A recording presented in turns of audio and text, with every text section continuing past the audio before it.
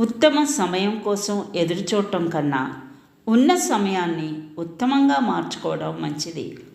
మన జీవితంలో అత్యంత శక్తివంతమైనది మన ఆలోచన. ఇది మన జీవితంలో ఎలాంటి పరిస్థితినైనా మార్చగలదు. జీవితం ఎలాంటిదంటే అర్థం కాని వయసులో ఆనందాన్ని, అర్థమయ్యే వయసులో కన్నీళ్లను తెప్పిస్తుంది. ఈ ప్రపంచంలో వెలకట్టలేని సంపదలు రెండు. ఒకటి మనశ్శాంతి, రెండోది సంతృప్తి. ఈ రెండిటిని సంపాదిస్తే అంతులేని ఆనందం మీ సొంతం. అనుమానం ఎప్పుడైతే ప్రవేశిస్తుందో అదే ద్వారం నుండి ప్రేమ, నమ్మకం బయటకు వెళ్తాయి. బంధాలు బీటలు వారుతాయి. గాయం గురించి కాదు, ఎలా కోలుకోవాలో ఆలోచించు. పడిపోవడం గురించి కాదు, ఎలా నిలబడాలో ఆలోచించు. ఏ బంధానికైతే మనం బానిస అవుతామో ఆ బంధానికి ఎప్పుడు మనం బరువైపోతాము. నడిచిన దూరాన్ని, గడిచిన కాలాన్ని లెక్క పెడితే నడవాల్సిన దూరం భారం అవుతుంది. గడపాల్సిన కాలం భయపడుతుంది.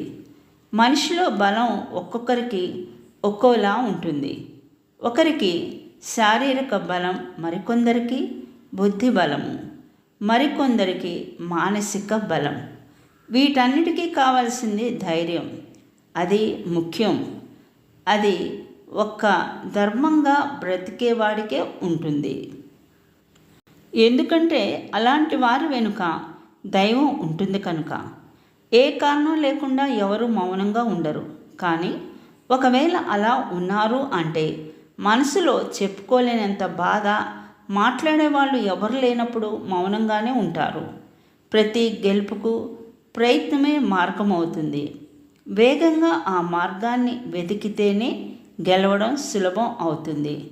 ఏ పరిస్థితిలో అయినా నీ కర్తవ్యం నీకు గుర్తుంటే జరగవలసిన పనులు అవే జరుగుతాయి. నిన్ను మెచ్చుకునే వారందరూ నీవారు, తిట్టేవారందరూ పరాయివారు అనుకోకు.